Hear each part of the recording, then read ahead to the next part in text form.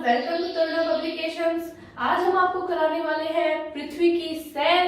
तो आपका भी फर्ज बनता है कि हमारे वीडियो को आप लाइक करें, चैनल को सब्सक्राइब करें, क्योंकि बिल्कुल फ्री में हम आपको कराने वाले हैं पृथ्वी की सैर।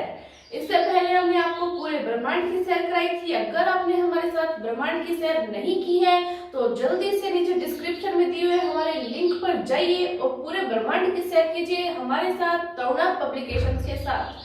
तो अब जल्दी से हम हमारे टॉपिक को शुरू करते हैं, जो कि पृथ्वी का परिचय है, अर्थ का परिचय। तो सैर करते हैं हम पृथ्वी की, जुड़ जाइए हमारे साथ जल्दी से। तो पृथ्वी क्या है? पृथ्वी सूर्य के परिवार का यानी कि सौर मंडल का एक ग्रह है जिसके ऊपर जीवन संभव है, जीवन उपस्थित है। सूर्य के परिवार का यानी कि सौर मंडल का ग्रह है पृथ्वी। देखिए, पृथ्वी ज्ञात ब्रह्मांड का एकमात्र ग्रह है जहां जीवन उपस्थित है।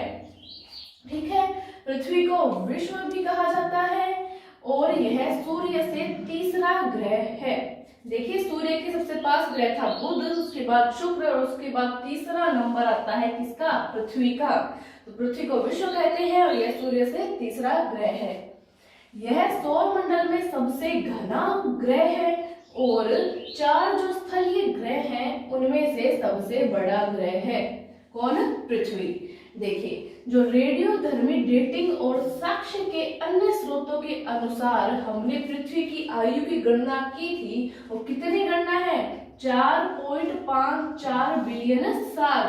ये गणना की गई पृथ्वी की आयु की 4.54 बिलियन साल। ठीक है, ये गणना रेडियोधर्मी डेटिंग प्रणाली के अंतर्गत की गई थी, ये हमें ध्यान में रखना है।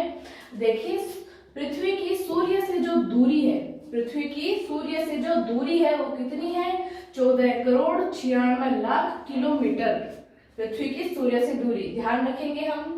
जो पृथ्वी की सतह पर दाब है यानी जो प्रेशर है वो कितना है? 101.325 किलो पास्कल। किलो पास्कल को हम मासत भी बोल सकते हैं। नेक्स्ट है पृथ्वी का विषुवतीय व्यास। तो पृथ्वी का विषुवतीय व्यास है 12,756 किलोमीटर। उसके बाद पृथ्वी का ध्रुवीय व्यास भी हम पता कर लेते हैं, कितना है? 12,714 किलोमीटर। इसके बाद देखिए, जो ये था पृथ्वी का विषुवतीय व्यास, ये था पृथ्वी का ध्रुवीय व्यास। तो जो पृथ्वी का ध्रुवीय व्यास है वो विषुवतीय व्यास से कितना कम हुआ? देखिए, 43 किलोमीटर कम हो गया, 43 किलोमीटर कम है। पृथ्वी पर जो जलीय भाग है वो देखते हैं कितना है? तो जो 71% जलीय भाग है पृथ्वी के ऊपर। पृथ्वी का जो औसत घनत्व है, पृथ्वी का औसत घनत्व कितना है? 5.5 ग्राम प्रति सेंटीमीटर क्यूब या ग्राम प्रति घन मीटर पृथ्वी का औसत घनत्व है। अब पृथ्वी की गति के बारे में हम देखते हैं कि पृथ्वी किस दिशा से किस दिशा में गति करती है। तो पृथ्वी पश्चिम से पूर्व दिशा की ओर गति करती है। अभी जो 3 बातें नेक्स्ट आने वाली है बहुत ही इंपॉर्टेंट बातें हैं, बार बार एग्जाम में पूछी जाती है, तो ध्यान से सुनेंगे।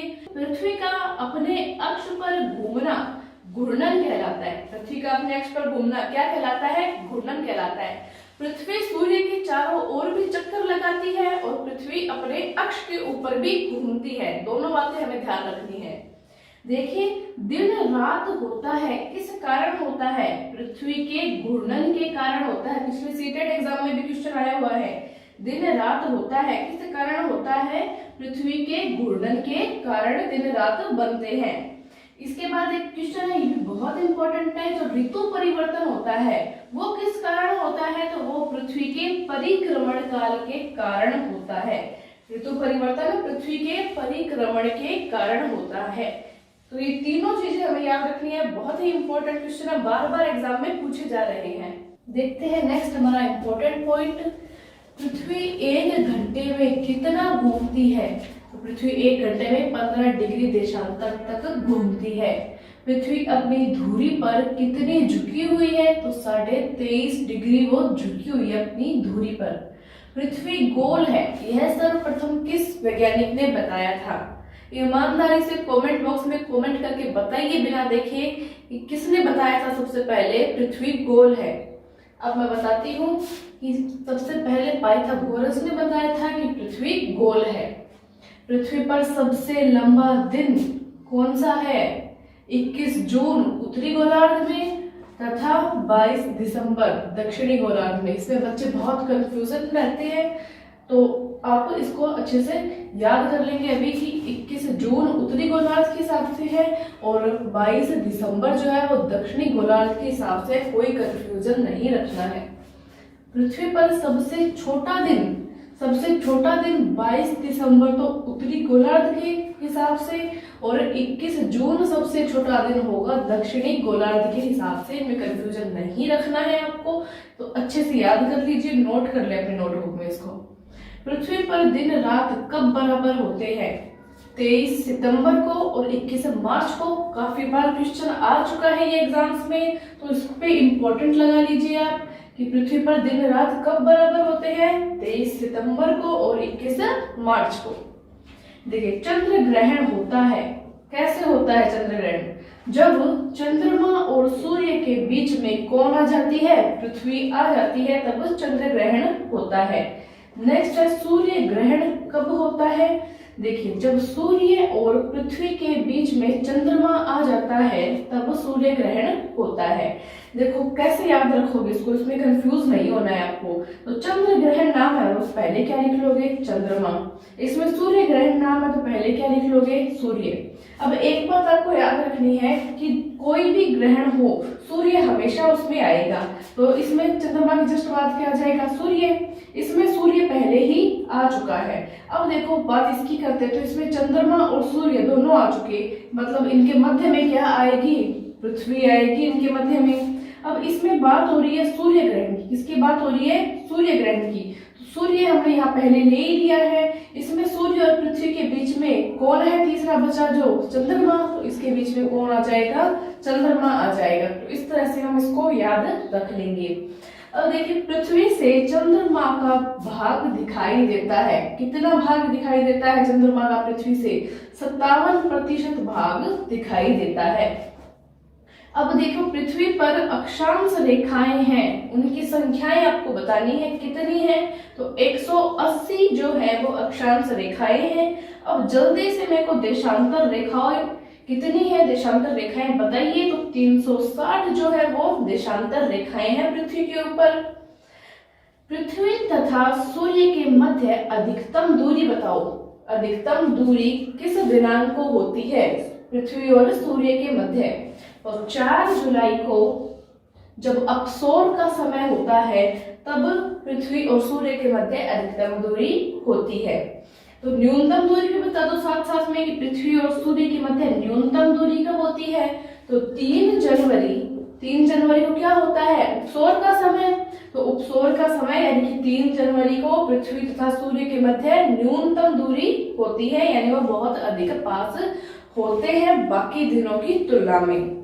ठीक है, अब है उपसोरिक एवं अपसोरिक को मिलाने वाली जो काल्पनिक रेखा है, उस काल्पनिक रेखा का वैज्ञानिकों ने एक नाम दिया है, वो नाम है एप्साइड रेखा। क्या नाम है? एप्साइड रेखा। नेक्स्ट इंपॉर्टेंट पॉइंट है हमारा कि पृथ्वी की आयु ज्ञात की जाती है किस विधि से? तो यूरेनियम काल निर्धारण विधि से पृथ्वी की आयु ज्ञात की जाती है। इंपॉर्टेंट क्वेश्चन है ये, काफी बार एग्जाम्स में आ चुका है। देखिए, पृथ्वी की अपेक्षा चंद्रमा का द्रव्यमान कितना है? 1/81 भाग जो है वो पृथ्वी की अपेक्षा चंद्रमा का द्रव्यमान है।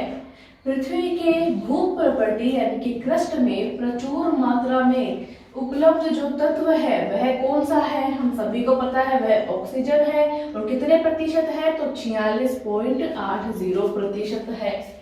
ठीक है, पृथ्वी की सतह के नीचे का जो द्रवीभूत शैल है वह क्या कहलाता है? ये क्वेश्चन भी काफी बार एग्जाम में आ चुका है, तो वह मैग्मा कहलाता है।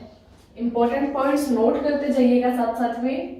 नेक्स्ट है, पृथ्वी की बाह्य भित्ति का ऊपरी भाग कहलाता है, वो कहलाता है एस्थेनोस्फीयर। क्या कहलाता है? एस्थेनोस्फीयर, जो बाह्य भित्ति का ऊपरी भाग है। अब बात करते हैं पृथ्वी की आंतरिक संरचना की कि उसमें कौन कौन सी चीजें इंक्लूड है। देखिए, पृथ्वी की आंतरिक संरचना बनी है, किनसे बनी है? इसमें है सियाल, सीमा एवं क्रोड। क्रोड को निफे भी कहते हैं, तो इसमें कंफ्यूजन नहीं होना है आपको। अब पृथ्वी की सबसे भीतरी जो परत है वो किसकी बनी होती है? क्रोड यानी कि निफे की। पता नहीं कितने ही एग्जाम्स ऐसे हुए हैं जिनमें ये क्वेश्चन बहुत बार रिपीट हो चुका है, तो मोस्ट इम्पोर्टेंट लगा लीजिए यहाँ पर इसको। तो पृथ्वी की जो सबसे भीतरी परत है उसको क्या कहा जाता है? क्रोड यानी कि निफे कहा जाता है। ठीक है, अब क्रोड जो हमने पढ़ा है यह किससे बना होता है ये भी हमें पता होना चाहिए। तो लोहे और निकिल से बना हुआ होता है कौन? क्रोड। उसके बाद बात कर लेते हैं सियाल की। सियाल किससे बना है? तो सियाल में देखो सी नाम आ रहा है स्टार्टिंग में, यहाँ पे भी सी नाम आ रहा है। सिलिकन के अंदर स्टार्टिंग में याद रख लेंगे इसको, तो सिलिकन और एल्यूमिना से बना हुआ है सियाल। उसके बाद बात करते हैं हम सीमा की कि सीमा किससे बना हुआ है? तो सीमा सिलिकन से और मैग्नीशियम से बना हुआ है। अब देखो, पृथ्वी का सुरक्षा वाल कहलाता है, काफी बार क्वेश्चन आ चुका है, ये भी इंपॉर्टेंट है। पृथ्वी का सुरक्षा वाल कौन कहलाता है? जो ज्वालामुखी है वो पृथ्वी का सुरक्षा वाल कहलाता है। पृथ्वी का सबसे बड़ा हिमखंड कौन सा है? अंटार्कटिका। कौन सा? अंटार्कटिका जो है वो सबसे बड़ा पृथ्वी का हिमखंड है। अब पृथ्वी की आकृति मोस्ट इंपोर्टेंट क्वेश्चन लगा लीजिए इसके ऊपर। पृथ्वी की आकृति कैसी है? दीर्घवृत्ताकार यानी कि जियोड। कई बार एग्जाम में नाम आ जाता है जियोड, आपको पता ही नहीं जियोड क्या है, तो दीर्घवृत्ताकार को ही जियोड कहते हैं। यह पृथ्वी की आकृति है। अब बात करते हैं कि पृथ्वी का जो पलायन वेग है, यानी कि पृथ्वी से वह न्यूनतम वेग बताना है जिस वेग से हम किसी वस्तु को फेंके और वह वस्तु पृथ्वी के गुरुत्वाकर्षण बल को पार करती हुई चली जाए और वापस पृथ्वी पे नहीं आए, वो वेग पलायन वेग होता है, वह कितना है? देखते हैं। पृथ्वी के गुरुत्वाकर्षण से बाहर निकलने के लिए आवश्यक गति क्या कहलाती है? पलायन वेग कहलाती है। कितना है जल्दी से बता दीजिए। हमारे पहले वाले वीडियो में भी हम इसके बारे में चर्चा कर चुके हैं। तो 11.2 किलोमीटर प्रति सेकंड क्या है? पृथ्वी से किसी वस्तु को बाहर निकलने के लिए इसका पलायन वेग है। नेक्स्ट पॉइंट देखते हैं। समुद्र तल से पृथ्वी की ऊंचाई कितनी है? 8,850 मीटर। कहाँ है ये? माउंट एवरेस्ट पर। यानी माउंट एवरेस्ट चोटी की जो ऊंचाई है वो कितनी है? 8,850 मीटर। नेक्स्ट है समुद्र तल से सागर की सर्वाधिक गहराई। समुद्र तल से सागर की जो सर्वाधिक गहराई है पृथ्वी की वो कितनी है? 11,033 मीटर। और कहाँ पे है ये? मोरियाना ट्रेंच, जो कि कहाँ है? फिलीपींस के पूर्व में प्रशांत महासागर में स्थित है। नेक्स्ट इंपॉर्टेंट पॉइंट है हमारा कि धरातल का सर्वाधिक निचला स्थान कहाँ पे है पृथ्वी पर? तो वो है मृत सागर, 396 मीटर। कहाँ है ये? इजराइल के जॉर्डन में। ठीक है। नेक्स्ट इंपॉर्टेंट पॉइंट, पृथ्वी का एकमात्र उपग्रह हम सभी को पता है हमारी चंद्रमा यानी कि चंद्रमा। नेक्स्ट इंपॉर्टेंट पॉइंट, पृथ्वी की अपने अक्ष पर घूर्णन अवधि मोस्ट इंपॉर्टेंट लगा लीजिए इस पे, काफी बार पूछा जा चुका है। कितनी है? 23 घंटे 56 मिनट 40.91 सेकेंड। कुछ बच्चे क्या करते हैं, बस इतना ही याद कर लेते हैं, लेकिन कुछ बड़े एग्जाम्स ऐसे भी होते हैं जिनमें ये पूरा दिया हुआ होता है और ऑप्शंस जो होते हैं वो बिल्कुल निकट होते हैं, बच्चे पहचान नहीं पाते। तो पूरा नोट डाउन कीजिए और याद कीजिए आप इसको जल्दी से। ये भी बहुत इंपॉर्टेंट है। नेक्स्ट वाला, पृथ्वी को सूर्य की परिक्रमा में लगा समय कितना समय लगता है? हम सभी को पता है 365 दिन 5 घंटे 45.51 सेकेंड पृथ्वी को लगता है सूर्य की परिक्रमा करने में। तो कर ली है हमने पृथ्वी की सैर, तो आप भी शेयर कर दीजिए हमारे चैनल को और लाइक कर दीजिए इस वीडियो को, बिकॉज हमने फ्री ऑफ कॉस्ट आपको पृथ्वी की सैर करवाई है। तो आप इतना तो हमारे लिए कर ही सकते हैं कि इस वीडियो को लाइक करें और चैनल को सब्सक्राइब करें, अपने दोस्तों के साथ शेयर करें। तो बने रहें तरुणा पब्लिकेशंस के साथ। धन्यवाद।